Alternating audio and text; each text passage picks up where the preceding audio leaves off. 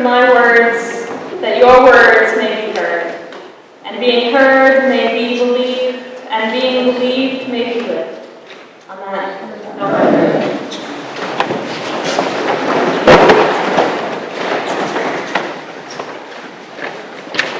The voice of God, a powerful voice, the psalm tells us. Thank God, because after a week like this, we need a powerful voice to cut through all the noise. Anything less would be drowned out in a week where the news has been full of the threat of war with Iran, multiple earthquakes in Puerto Rico, continued fires in Australia, anti-Semitic and anti-Muslim sentiment and actions across the U.S., Iranian Americans being detained at the border, and the son of the Anglican Bishop of El Salvador being detained and denied asylum in Ohio, any one of which might have been the big story in another week's news cycle. We are badly in need of a voice powerful enough to split flames of fire, to make waters thunder and split the trees. But mere power is also not enough. What the voice says matters a lot too. And as much as we might long to hear a voice with that much power behind it, we even more desperately need that voice to be the voice of love. We need a voice that says to us, I will grasp your hand and guard you, and give you as a covenant to the people, to lead people from bondage to liberation. We need a voice that says to us that the one who brings God's delight will surely bring justice, not vengeance, but justice. We need a voice that speaks of happiness and belovedness. We need the voices like Isaiah's that will say to us, the voice of God is the voice of the one who stretched out the heavens and the earth, the one who gave breath and life to all who walk on it, from the smallest flea to the largest mammoth, from you to me to any enemy we could think to name. We need the voices like Peter's that will say to us, I really am learning that God doesn't show partiality to one group over another, that the message God sent to the Israelites was a message of peace. In weeks like this one, full of so many loud and powerful voices, we need to be reminded of what God's voice sounds like justice, like peace, like love. I have found that trying to learn and remember what God's voice sounds like is a little like using literal voice recognition technology. It works best without background noise, with a direct connection, with a consistent practice of use. This is how Peter was able to hear the surprising message that led him to declare, I really am learning that God shows no partiality. He had stepped outside of the work he was busily doing in public to sit on a rooftop and pray, as he seems to have been in the habit of doing. It still took God 3 times of showing Peter the vision that changed everything for him. The vision in which a voice said, what God has called clean, you must not call unclean. The vision that convinced Peter that God wanted to expand operations, that the way of love and justice the prophets had been teaching in Israel for centuries was absolutely still for the Jewish people, but no longer just for the people of Israel. It was also for the Gentiles.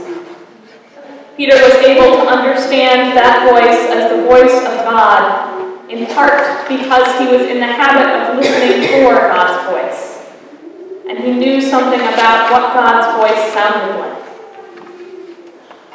This is maybe the thing that I notice most in common among people whose faith lives ask a lot of them, publicly leading them to risk the cross again and again.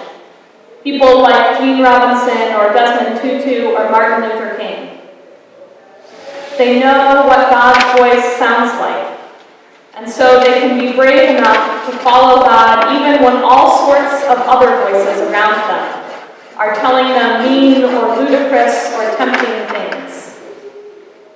When everyone else says they are not good enough or they are endangering their church or their country, when everyone else says they are being selfish or stupid, that they can't hope to change anything, they listen for the voice of God. The voice that said, "I give my sheep eternal life, and no one will snatch them out of my hand." That said, "You are my child, whom I love." That said, "I will grasp your hand and guard you." Gene Robinson told a few of us one summer about the exercise that his spiritual director gave him when he was elected as the Bishop of New Hampshire, the first out-gay bishop of the Episcopal Church, and the hate mail started to come in.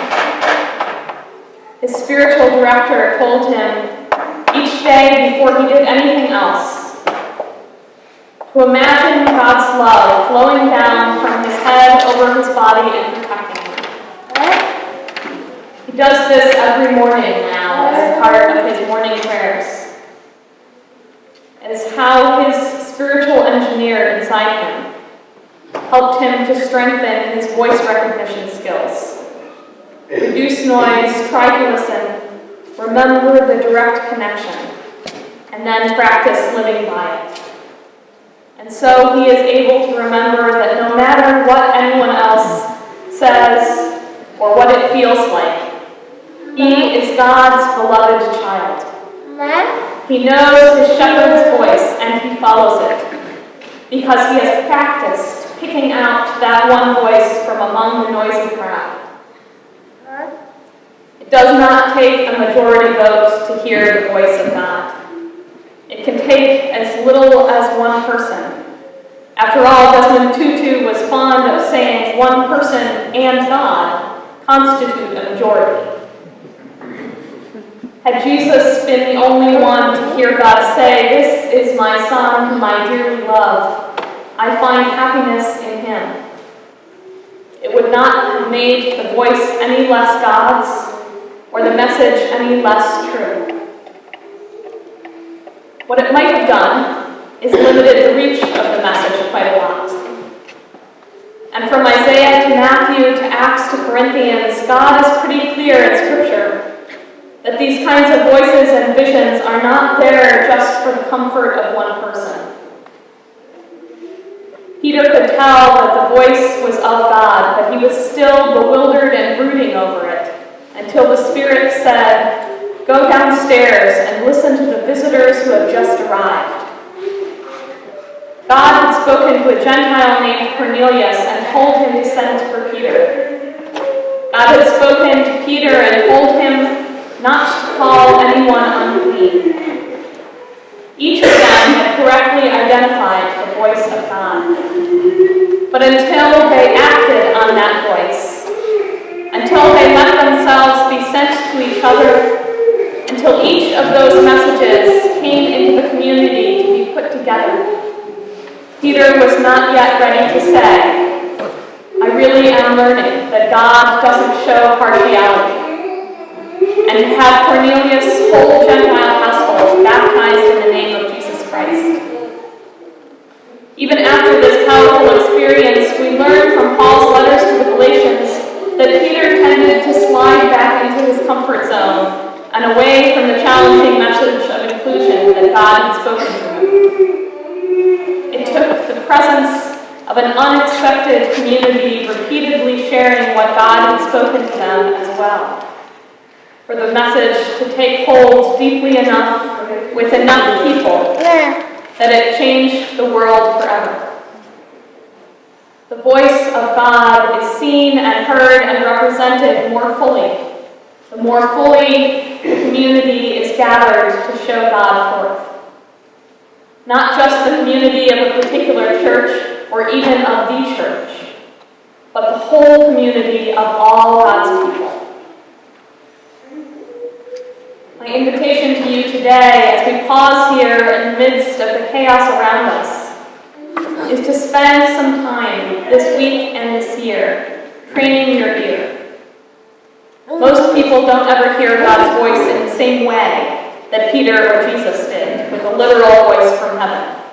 But we can all learn to recognize God's voice in subtler ways.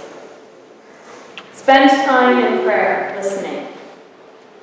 If you aren't sure how to begin, you might talk to one of your clergy or check out the contemplative prayer gatherings here on occasion. And spend time in prayer with Scripture. Let the stories of God's voice throughout time wash over you, sink into you, teach you. Listen for the broader themes. Go find them for yourself.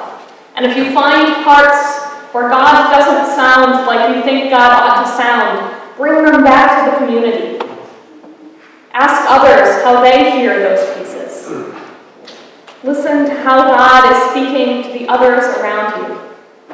Ask your Jewish or Muslim or Baha'i friends how they hear God's voice in these stories, or in what other stories and moments they find the voice of God. The voice of God is a powerfully loving voice.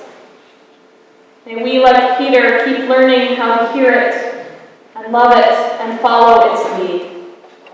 And may we together, like Peter with Cornelius and Paul, find that it then changes the world.